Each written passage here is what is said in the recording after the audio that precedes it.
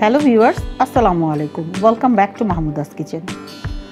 আজকে চিকেনের যে রেসিপিটা আপনাদের সাথে শেয়ার করব তার টেস্ট এক কথায় অসাধারণ।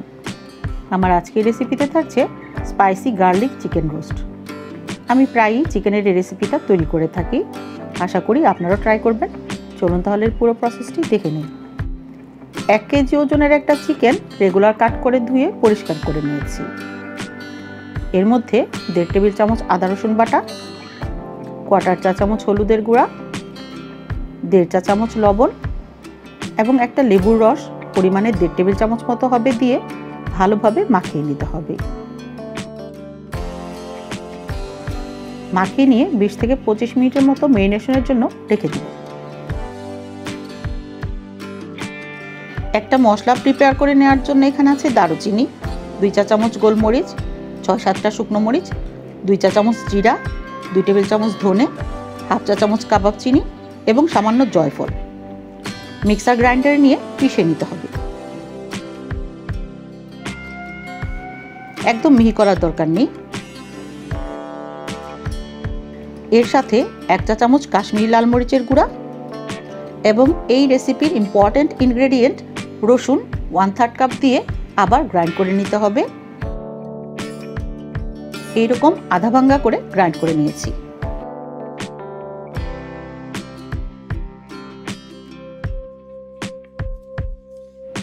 চুলায় একটা প্যানে 1/2 কাপ তেল দিয়ে গরম করে নিতে হবে। 2 কাপ পেঁয়াজ কুচি দিয়ে ভেজে নিব।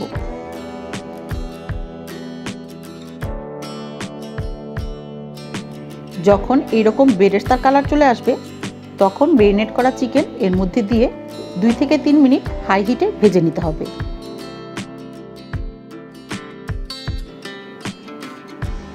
দেখুন চিকেনের কালারটা চেঞ্জ হয়ে গিয়েছে। এখন চুলার আঁচ মিডিয়াম টু লোতে করে দিয়ে ঢাকনা দিয়ে ঢেকে রান্না করে নিতে হবে। প্রায় মিনিট 10 রান্না করার পর দেখুন চিকেন থেকে বেশ পানি রিলিজ হয়েছে। এই পানিতেই চিকেনটা সেদ্ধ হয়ে যাবে। ঢাকনা দিয়ে আবার রান্না করে নিতে হবে।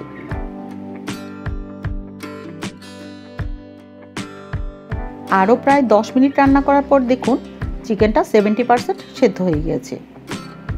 এখন হাই হিটে পানিটা শুকিয়ে নিতে হবে।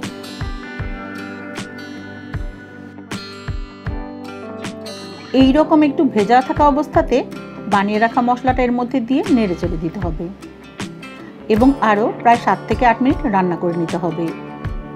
এতে করে চিকেনটাও ফুললি কুক হয়ে যাবে এবং মশলার যে কাঁচা গন্ধটা আছে সেটাও আর থাকবে না, আর এর মধ্যে গার্লিকের একটা স্ট্রং ফ্লেভার চলে আসবে।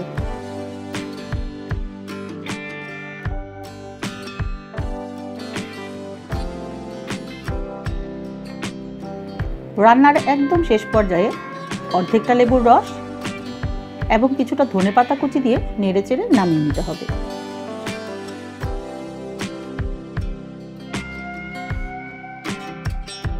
চিকেনের অনেক ধরনের রান্নার মধ্যে এই স্পেশাল রান্নাটাও আপনারা মাঝে মধ্যে করে নিতে পারেন, আর এটা খেতেও কিন্তু অসাধারণ হয়ে থাকে।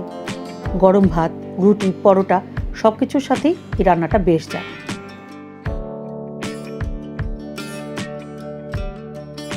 এই ধরনের আরও রেসিপি পেতে প্লিজ লাইক, কমেন্ট, শেয়ার এবং সাবস্ক্রাইব করে মাহমুদাস কিচেনের সাথেই থাকুন। আর পরবর্তী ভিডিও আসা পর্যন্ত সকলেই ভালো থাকবেন, সুস্থ থাকবেন। আল্লাহ হাফেজ।